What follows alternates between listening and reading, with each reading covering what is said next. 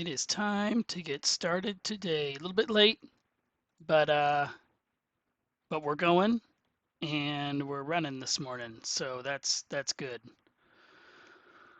Um, let's see. We're gonna have to get our head turned around and figure out where we were at the end of yesterday. I got a little work done in the meantime. So let's get that set up. Okay, so let's see. I have got this is my terminal I was using. Here is, what's this guy down here? Oh yeah, this is my Firefox browser that I'm using to kind of hit some of these endpoints. This is our cursor window that we were using yesterday. Let's get it to where we can actually all see it and join in the fun. We're gonna have to have two cursor windows. We're gonna start working on a remote machine from here too today. And I was really happy. I got some cool crap working yesterday after we got off the stream. So let's go ahead and get another instance of. Let's make sure first of all though that we can even get to the other machines. Okay, and let's make sure we've got them set up correctly. All right, so over here, this is the fast API that's running from this machine, right, from the LLM machine. And then I'm going to get let's get a new tab here, actually, because this one is, I'm just keeping this one open. So I have a terminal to this machine open, and we're going to open another new tab over here. Okay. And the other machine we need to get to is Oracle. And Oracle is on 44. Did I add an alias for Oracle yet? I did. Excellent. All right, so we've already got Oracle set up over here. In Oracle, we also have a repos directory because I always do a repos directory in every machine. And I made a new project over here called Big Brain for now. And only thing in Big Brain right now is testing. Did I put it in testing? That doesn't make sense. It doesn't make sense. Let me look over here for a second. I'm confused. Where did I put that at? Oh, I had to run it from Sage. Okay, Oracle is see, this is why I have to do this. I was getting confused already. Oracle is my Redis server. Sage is where I was working yesterday. So let me see if I have no, I don't have Sage yet. Okay, and Sage is on, I think, 74. Let's do copy ID Knox at 192.168.150. I think 71. All the keys were skipped because they already exist. Okay, does that mean that I've already done an SSH copy, but I just haven't made a alias yet? Yes, that is what that means. So let's not be lazy. Let's make an alias. Echo alias Sage equals single quote Knox, SSH Knox at 192.168.150.71, single quote, double quote, into, very dangerous, by the way, very dangerous. Make sure that hey buddy, what's up? How's it going? Good to see you. Got started a little later this morning. Yeah, very dangerous when you're appending to your bash RC. So always make sure you do this right. I have many years ago I messed up once and just completely overwrote my bash RC, and it was a bad time. So there we go. So there's that. And so now if we source our bash RC, then we should be able to connect to Sage. Yeah, there we go. So there's Sage. Now in here I have a repos folder. And we've got, there we go. So over here we have Glyph. Glyph is the system I'm going to name over here because Glyph is going to be let's pull this over. Glyph is going to be our subsystem for our eyes. So it's going to run on Sage, and we're going to call it, I was going to move this down. a little, and it's going to be called glyph. Okay. Whoops. There we go. Give me that. Glyph is going to be the name of the system on Sage here that's going to run all these things. Let's add one more thing in here to start helping us because I should have done this before. I need to put .71 and then let's see. Oracle is, what did I say? It's 44. This is just to like help me remember. I'm starting to get machines I'm using, so I need to remember their IP addresses. .44.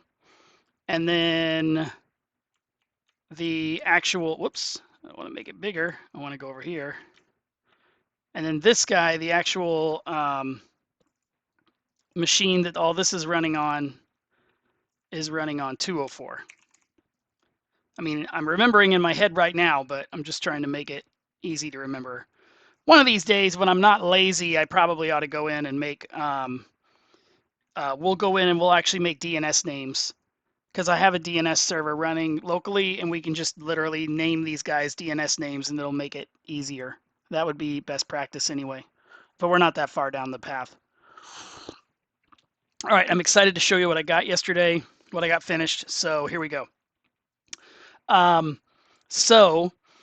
Let's open a new cursor window, connect to host, and I don't have it in here yet, right? What did we say? We said Sage is 71, so add new SSH host, Knox at 192.168.150. What did I say, 71?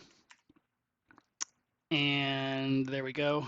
And the host name, what, that's not right, is it? It needs to be the other way around, doesn't it? I'm going to leave that there for now, but I don't think that's right. Connect to host. I feel like it did it backwards. I guess not. Here we go. Okay, so here we are. This one's on Sage. We're going to open folder. We're going to add repos, glyph. Okay. All right, so this is super cool. So what I'm doing here in the main is I have another fast API server over here so that it has endpoints. I've got this ping pong thing going on. And let's get all this stuff set up so that we're able to see, because we're going to need to see here in a minute. All right, so I'm just going to move this one out of the way, I think. I don't think I need that one right now because we're not really working on that machine right now.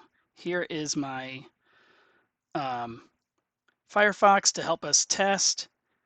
And here's Sage. So let's change directory into glyph. And let's run main, Python 3 main.py. Okay, there it is. It's running. Let's do a new tab. And let's do 192.168.150. What did I just say? 44? No, 71? 71. 71. Port 8000. I always forget that damn port. Port 8000. And then let's do ping, because I created a ping. And there is my pong. So I did a ping pong so I can see if I was able to get my answer quickly. Okay, so, and we see right here, we got the ping. So the other thing that I built on here is, I don't think it gets too complicated, but it's very important, okay? So when we call for a screenshot here, we call for a screenshot. We need to make the screenshot. We need to put the coordinates in the screenshot. And the other thing we need to do is we need to start processing the screenshot, because remember, one of the first things I want this thing to do is just walk around and explore. So I made a function here. You can see here's an app post upload screenshot. And the upload screenshot will receive the screenshot file. It will take the screenshot file and then grab the file name and create a list that contains the contents. In other words, that's the actual screenshot just in memory, and the X and Y that it extracts from the numbers here, from the coordinates from the name. By the way, I thought this was really cool. If I refresh this, look at this. I changed the method of how I'm doing the naming, and it looks a little dumb to have an underscore on the end. But ChatGPT, when I did this the first time, kind of led me to this interesting thing. I've never really used these like fake variables in Python. I've never really understood what they were good for until now. This is the first time I've actually had a situation where these little fake variables were good. So I'm going to take the time to explain it because I think it's interesting. So if you look at the file name, screenshot underscore X underscore Y underscore, and then we use the split function here. So we're going to split the file name based on the underscores. That will split the file. We know, because of the way the file is constructed, that that's going to split the file into 4 pieces. A list. It's a list of 4 pieces, basically. And so what you can do is you can put the 4 variables on the front of the, like this is the 4 variables, and these 4 variables will equal the file name split underscore. And what's awesome about that is that I don't care about the front. I don't care about this, and I don't care about this. I only care about these 2. So I only have real variables for the 2 middle variables. And then because I use the little underscores, they're like throwaways. They just dissolve into the ether and you never see them again. Sweet. Like I've never actually used that, but it's perfect. Like little one-liner, boom, I get both variables, and then current screenshot equals, and I get a nice list that has contents X and Y. Okay, so then we go ahead and rewrite the screenshot on Sage. And I've got them here, screenshots, right? And then we also run this other function I created called process screenshots. Now this is where the magic starts happening. I'm using open computer vision, and look at the tiles. Boom. I am starting to break the screen down into the actual pieces of the screen. So these are the 16 by 16 tiles. Because remember, it actually, the game bases everything on these 16 by 16 tiles. So if I scroll down, I think it's where am I at right now? It says it right there, 147, 158. So if I go to 147, 158, that's where I am right now. Boom, there's my little guy. See, he's showing his butt to me. He's turned around the wrong way. And now if we go over here and look, there he is. See, there he is right there. So I'm taking the screenshot, I'm dividing all of it up, and that's how far I got yesterday. I'm saving them. I don't really, for now I'm saving them. I don't really have to save them. We're going to do something here in a second that's actually going to start to reduce maybe the number of these, because I don't need duplicates. I don't really need duplicates, and I don't really need to save all these. What I really want to do is I want to create Redis entries for every coordinate so that I know what exists at every coordinate. And then that's how we get eyes, because we know what exists at every coordinate. I don't know if that makes sense or not, but it does to me. And so we should be able to create a system where we know what exists at every coordinate, and we're able to give our AI eyes, quote unquote, to be able to see what's in front of it. So anyway,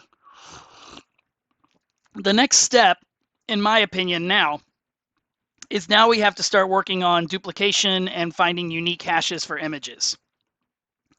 So we've got this system in place. We're doing good. Where'd my cursor go? Cursor, where are you? Here we are. So now what we need to do is we need to figure out how to do unique image hashes I don't need to update cursor right this second. I literally just installed you yesterday. I know you like update quickly cursor. Okay. So we've got the images. We're saving them. We have them as tiles. We're looping through every single tile here. So in this function, we need to, or in this loop, we actually need to make, in my opinion, and let's do this. I always see really smart programmers do this, and so I'm gonna do it because I don't normally think I'm a smart programmer, so I'm gonna do that thing I see them do. So we're gonna need a create image hash tile, right? We want to take in the tile. Yeah, take in a tile. And for now, I just want to pass right now. I know Copilot really wants to help me right now, but now is not the time, Copilot. And we're going to need a define. Oh, it knows what I want. I don't want to compare image hash though. What I want to do is I want to check for uniqueness, if that makes sense. Check for uniqueness. Check if it says if tile exists. I'm gonna put I want to say unique. I don't know why. I like that better. Check if unique.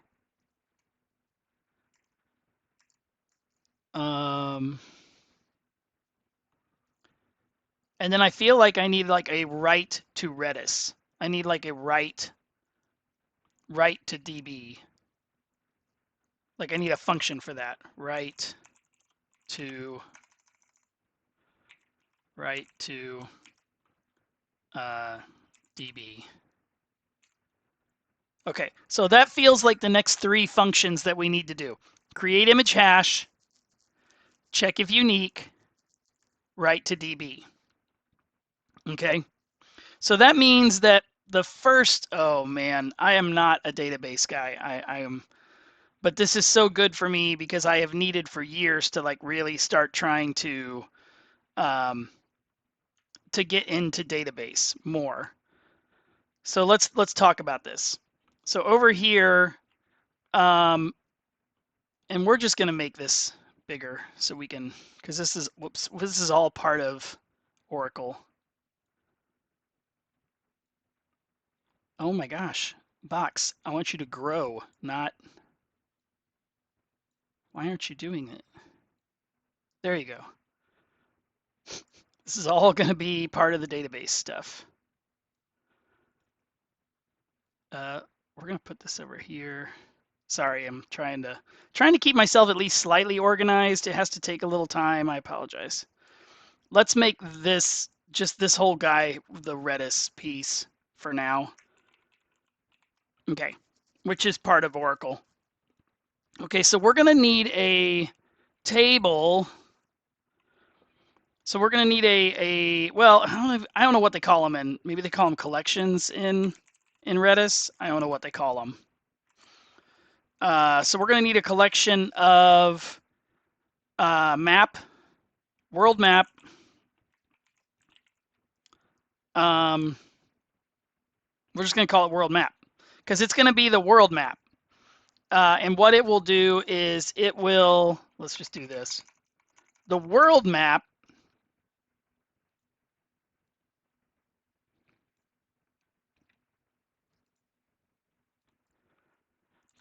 will contain entries for every coordinate location. So that'll be the entry.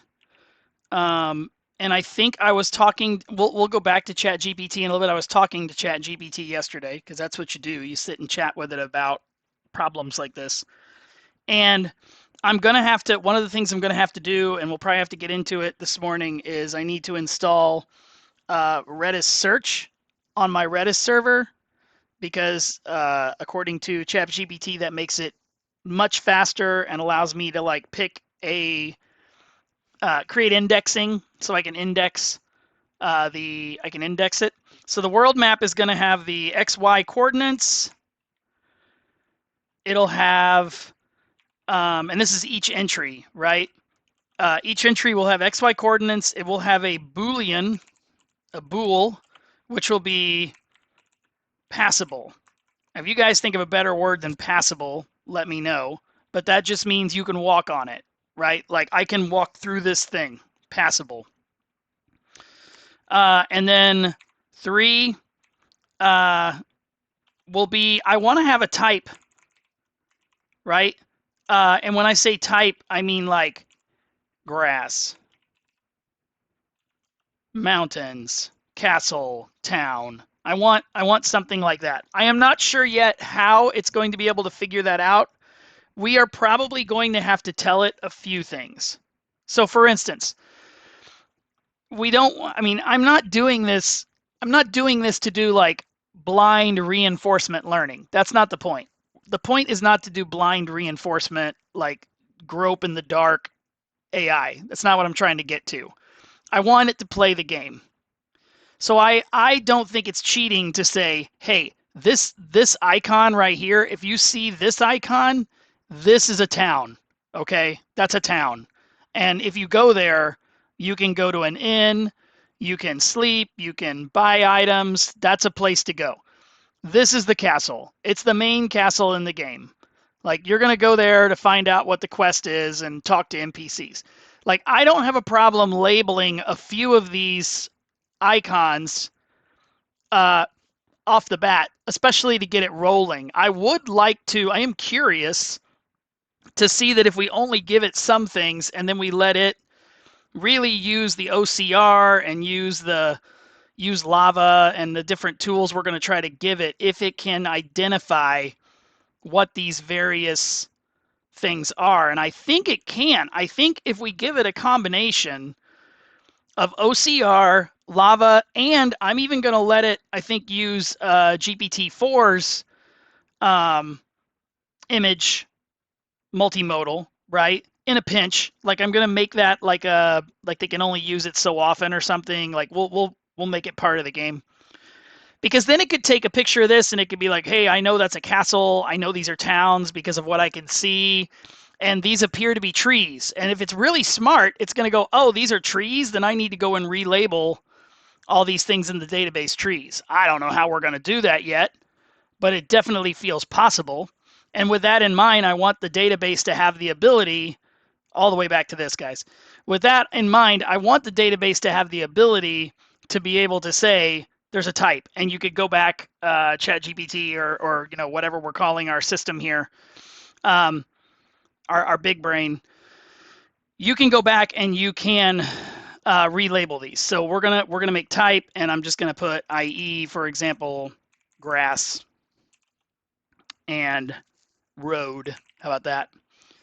So things like that. I was really trying to think if there was anything else I would need in the world map, in an entry for the world map other than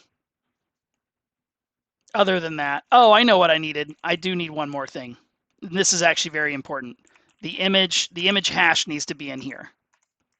Because the image hash is the source of truth for what it actually is, right? Because the image hash don't lie, right? If this coordinate is trees, then we have an image hash of this particular tile of the trees, and then there we go. It knows, right? And then we can find, like, if it's looking for towns, it could look up every image hash of that town. So, all right, there we go. That's the collections there. The other thing we're going to need is a second collection of all the unique hashes.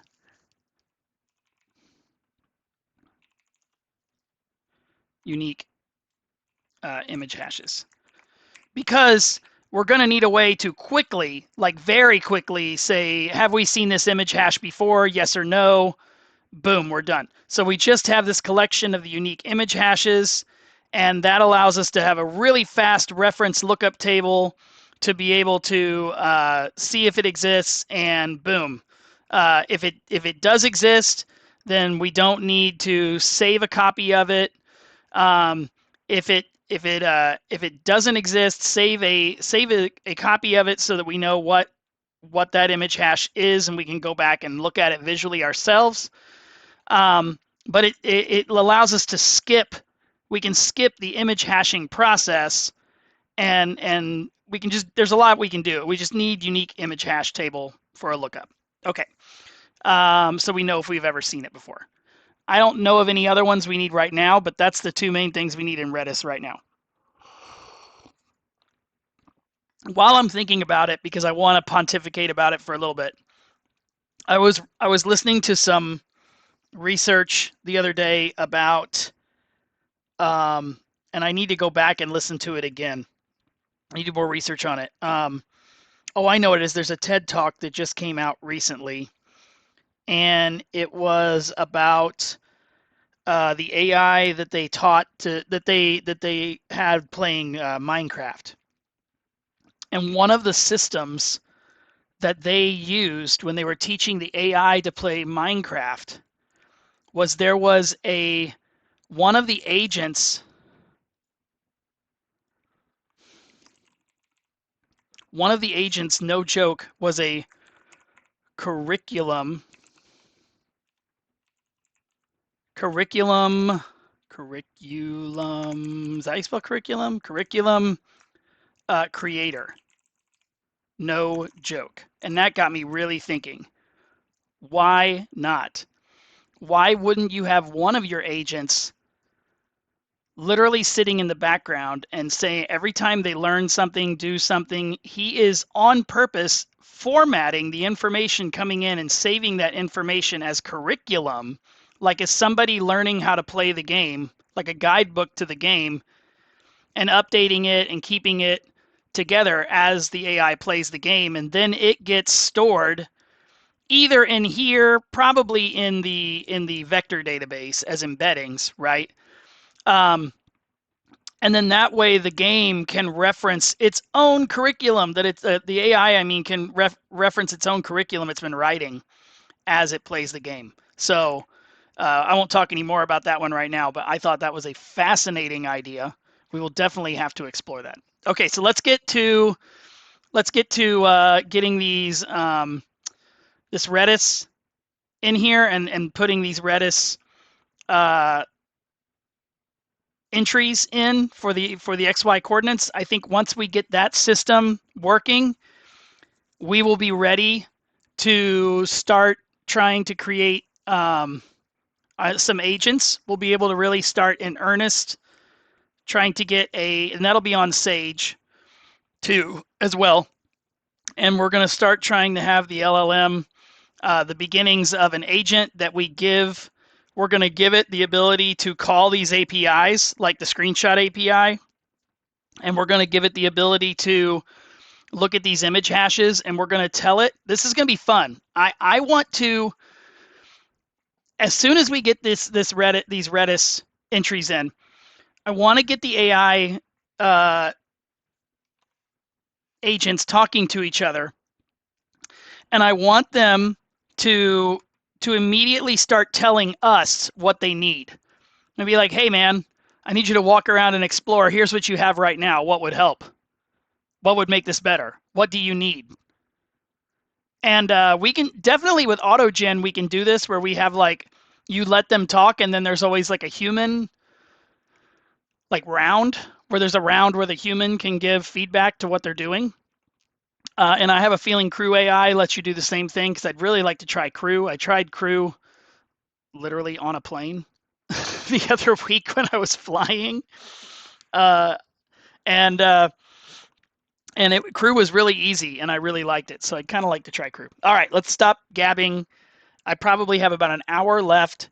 So we are going to begin in earnest doing the Redis stuff. So this might get a little dry for a little while we get this Redis thing together, but that's what we got to do to get to the fun stuff. So here we go. Let's get rid of my Excalidraw for a little bit. Okay, let's go back to our cursor. I guess the first thing we need to do is create an image hash. Let's see what it creates here for us when we do that. Oh, come on. You gave me something earlier. Why am I not getting anything? I'll just do this. I need a function to create a image hash for each tile so that I can create a, well, let's just see if I can do that. One that I can use to compare and see if images are the same or different. Now, it's interesting. OpenCV, Open Computer Vision, has lots of stuff built in to do this kind of thing. But we are dealing with an 8-bit game on a 256 by 240 game stage, and literally every time our little guy moves, the screen moves perfectly 16 bits. I mean 16 pixels. Watch. Look, I'm going to move 16 pixels. 16 pixels. 16 pixels. Like every time. So I don't have to worry about we don't have to worry about making sure like, oh, is it 80% is the threshold to see if it's unique in this. I mean, every time I move, everything moves 16 pixels. And so we're able to kind of simplify. That's one of the reasons I like doing this with an 8-bit game, because it kind of simplifies trying to do some of that stuff. So, all right, so we need to install the image hash library copy. Let's open a terminal on this thing. Terminal. Let's paste. I guess I could have typed that. It's not that long. All right, so we've got the image hash now.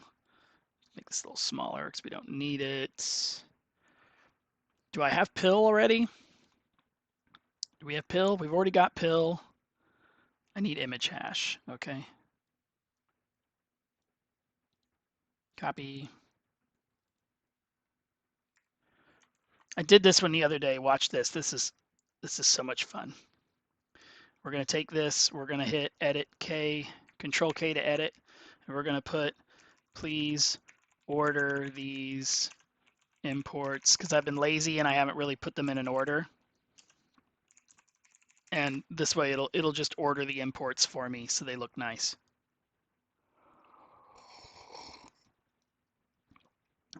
Yep. There we go. Now they're in alphabetical order. Isn't that fun? So there they are, and we've got pill and we've got image hash. Did it put it in here, or did it kill image hash? Where'd it go?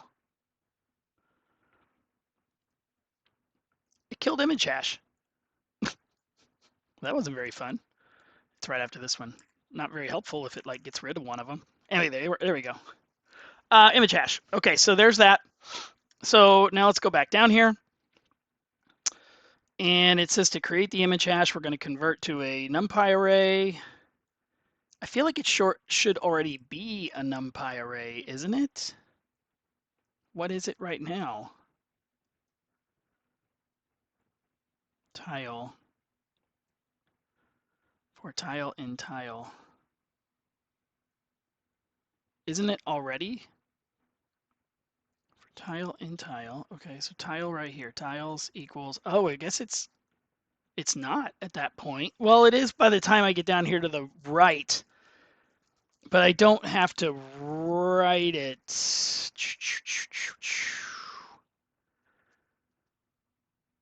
Because I thought I had to do something to it to get it to, I guess it's just about this image right. So I guess I'm okay. All right, let's see if that works.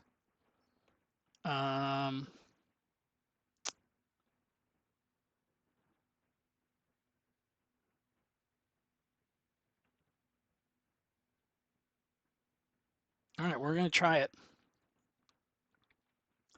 Create image hash. Boom. Convert to NumPy array, create a hash, and return it. So this should just return the hash. All right, so we will definitely need this. I don't think it matters which I can get rid of. Well, no, I want to keep all that.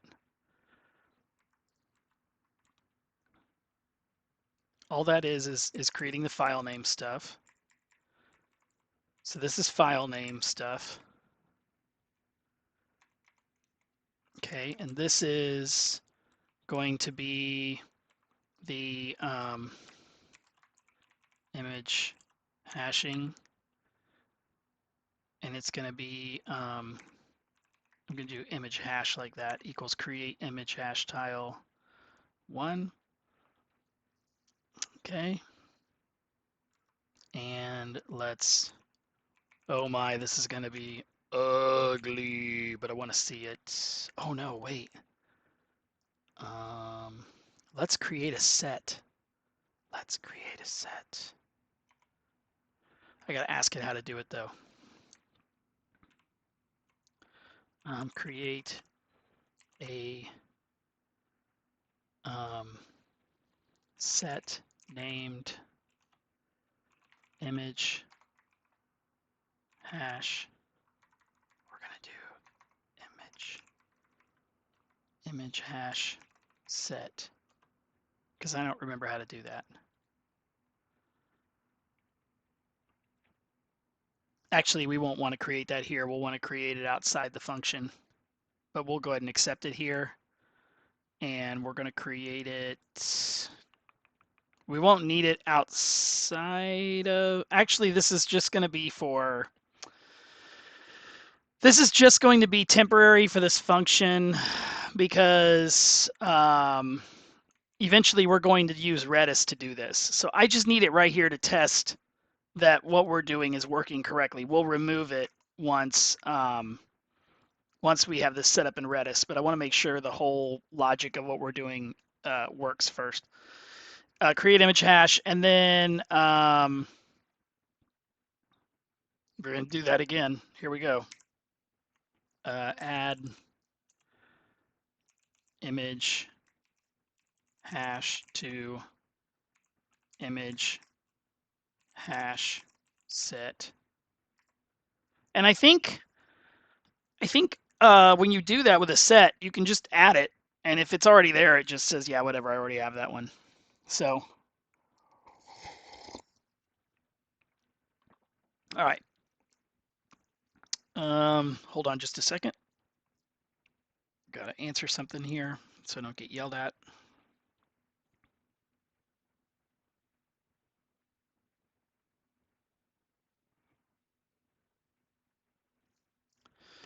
All right. So there's that. And then we're gonna, at the end of this, we are going to print the set. There we go. Print image hash set. We'll do that. All right, let's see if this works. If this is working, then this is a nice next step. Okay, so let's do this. Let's restart the server. It's going. Let's take a screenshot. And look at how fast that was. That was so fast. Let's do it again. Oh yeah. So nice. Hey, now let's do this. Let's try something. Let's move image hash set all the way outside of the function, right? And let's move it up here, just out in the open as like a global, okay? And now when we run it the first time, oh, it'll always print it. It won't matter. It'll still always print it. I was just trying to see if it was like, oh, there are no unique. Well, I guess I could print only print if not if unique or something like that, right? But it doesn't matter. It worked. We've got it. Here's our set. Okay. So let's go ahead. Maybe this should be our first thing in Redis. I feel like this will be easy because we can say, hey, if this exists in Redis, hit it. If it doesn't exist, don't save it. So we can have it. So we know if it's something we've seen or not before. Okay.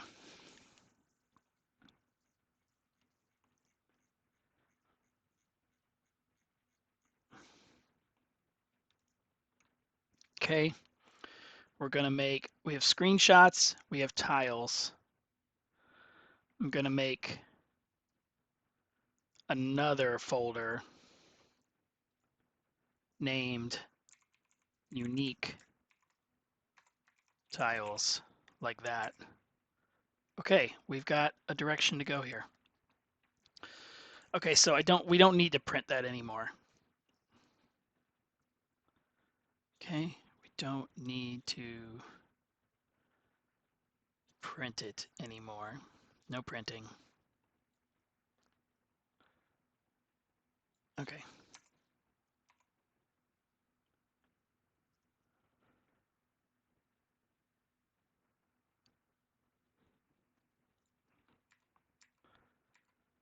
Okay. All right, let's get ChatGPT out and let's we're gonna have to do that that thing where we're gonna have to do that thing where we fix up our Redis server here. So I need ChatGPT, and we're gonna walk through the whole like installing Redis. Actually, we may use Perplexity for this because I really love Perplexity. That might be easier.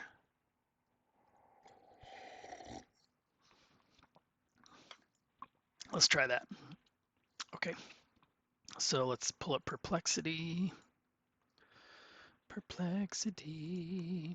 Okay, install Redis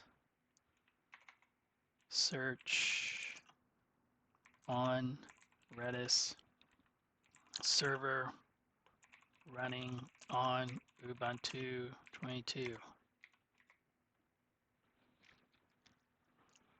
How to install Redis search on a server running. Typically follow these steps. Okay. I have already installed the Redis server.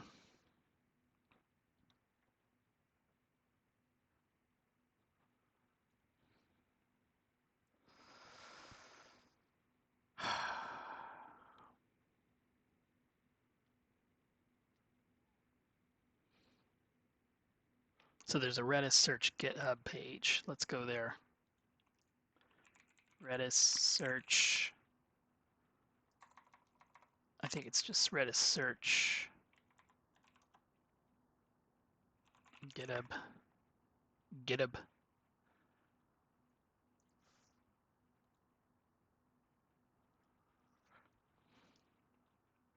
Okay.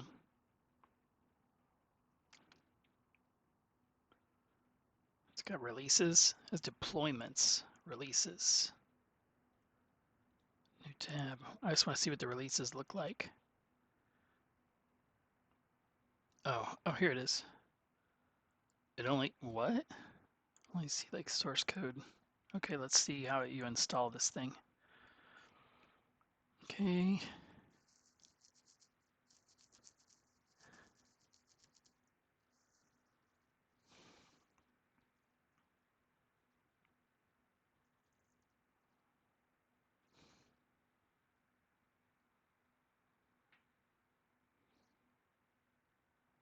Wow. They are not helping me at all here. Guys, I really just want to know how to install this on my Redis server. Why are you making this difficult?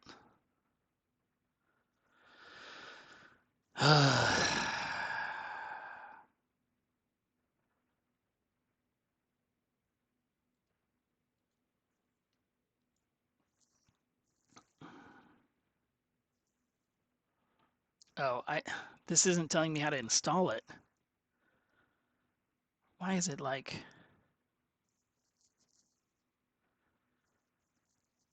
wow. Connect, create an index. Okay, let's go back to bash. Once you have the Redis search, okay, download the Redis search module from the official Redis search GitHub release page or compile it from source if you prefer.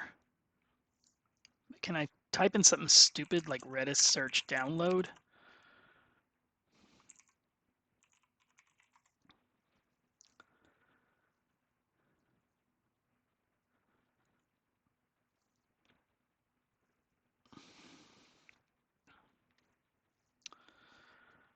All right, I am obviously a dum-dum.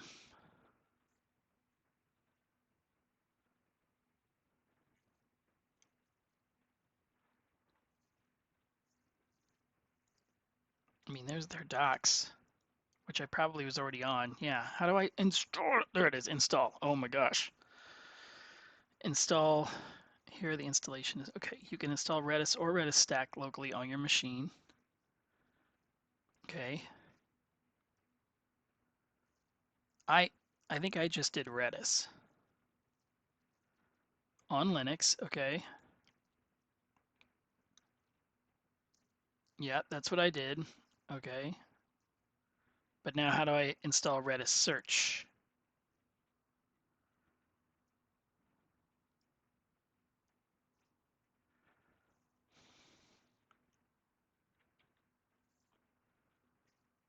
Usually when you go to the releases, it starts becoming apparent. But this is literally just source code, it says. It doesn't really make a lot of sense to me, but we're gonna try it.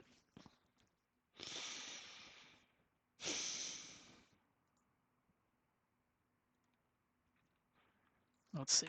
Change directory, downloads.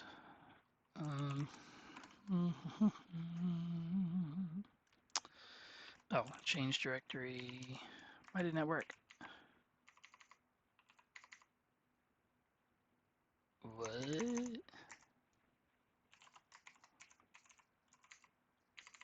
Where's my downloads directory? Oh. Oh, I'm on the wrong machine. Duh. Yeah, which I am on the wrong machine too. So even if I did download that, that's not going to work exactly like I think. I'm going to have to.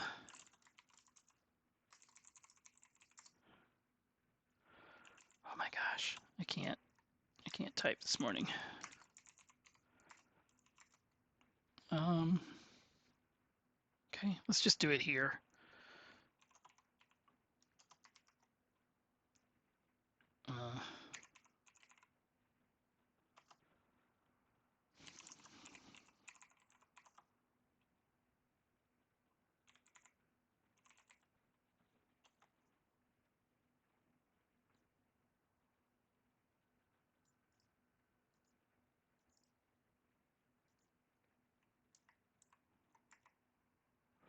Man, I love Shell GPT.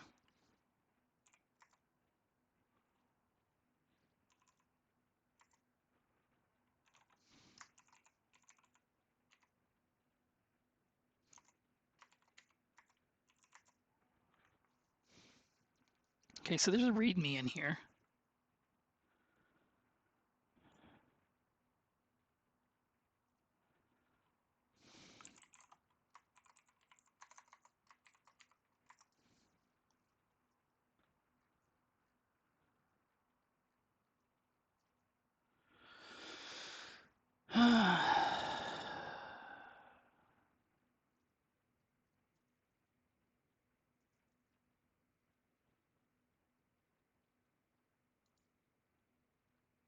Oh, there's a video. I'll have to watch that on mine.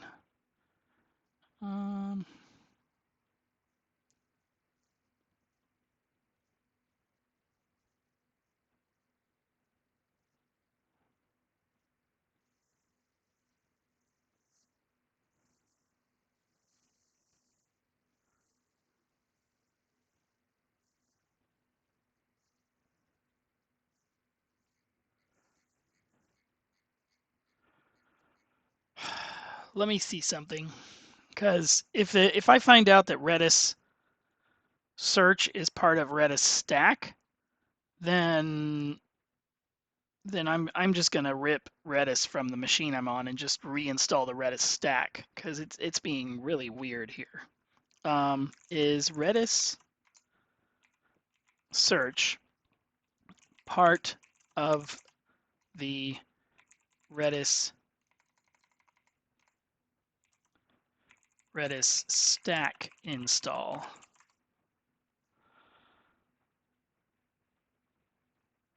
Okay.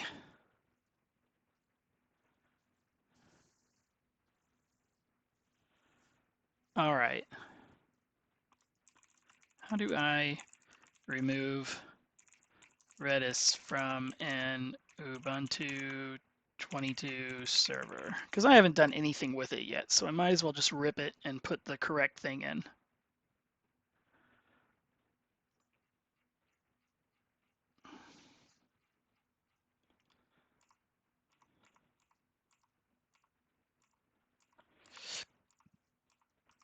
I'll go back to Oracle. Okay, so we're going to stop Redis. We're going to uninstall it.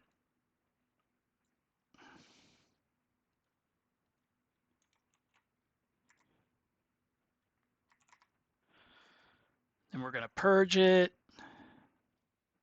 This is good though, because it's like getting rid of everything. Like sometimes you have leftover. Like, see, it's going to make sure that we get rid of the.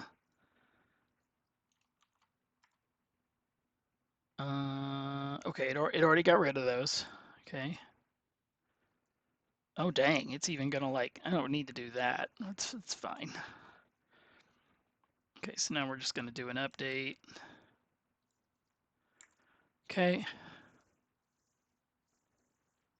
All right, and then.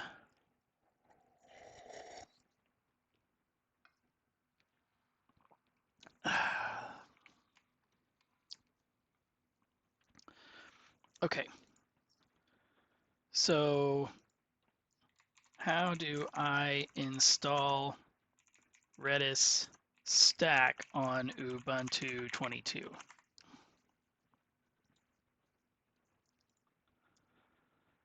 Okay, I may already have this. Paste. Okay. Set the permission for the keyring. Okay. Chmod it. Okay. Oh, we already did that. Add the Redis repository. I think I've already done this, unless there's a different repository for the stack. Looks like not really. We'll know when we do this update here, because oh, it is reading a package list. All right. Okay. All right, so we're going to install the stack server now. Well, gosh darn, this is way easier than trying to figure out what the frick. It's much bigger. The other one was only like 9 meg. This is like 60. We don't care about that. Just go. I really don't like it that it does that now. It feels like there has to be human interaction when you're updating things or like doing stuff with Ubuntu, and I don't know why they do that, because there should at least be a very like there should be a very easy way to say like, hey, just do the thing. Don't stop and ask for me to get involved, because that just feels uh, not good. Doesn't feel like a good thing at all. All right. No VM guests are running. Okay. So that's it. It's running. Okay. How do I set up?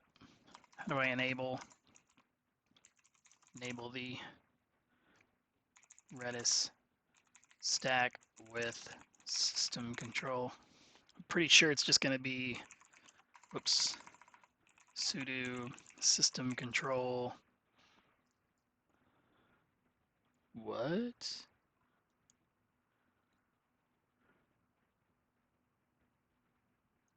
Feels like I should just be able to enable it.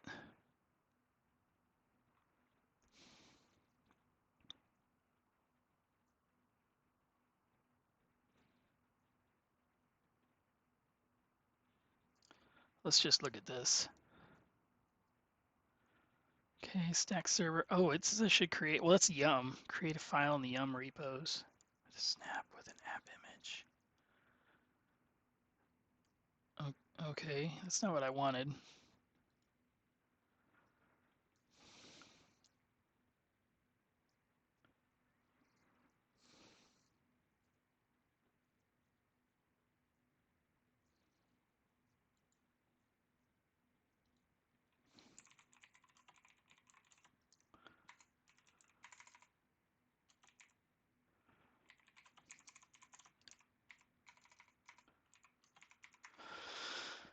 Oh, so boring this morning. I apologize.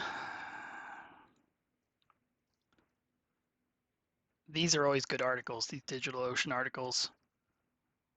You really do have to do this. Okay, this will download the Redis. Okay, then we want to get in the comp file. Inside the file, find the supervised directive. This directive allows you to declare an init system to manage Redis as a service.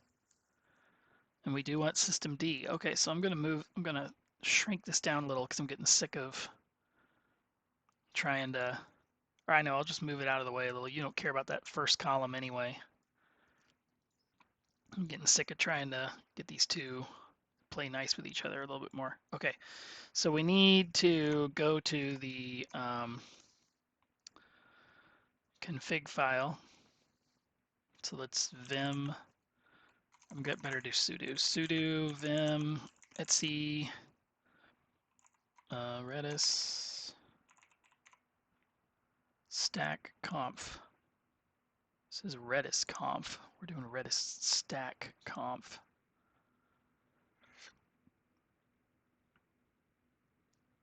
Strange. Is this just for Redis and not Redis stack? Damn it. I need Redis stack.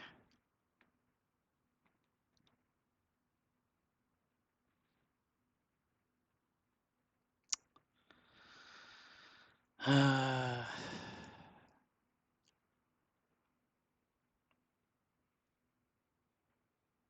right, I'm going to have to, I think I'm going to jump off here for today, guys. This is super boring anyway. I apologize. I'm going to get this stack server working, and hopefully I can start getting these tables and things made, and we can start getting to more fun stuff. But like doing this work out here on the stream and being able to talk to you while I do it. So everybody have a great day. I'm going to go dive in the weeds, see if I can get this working. See ya.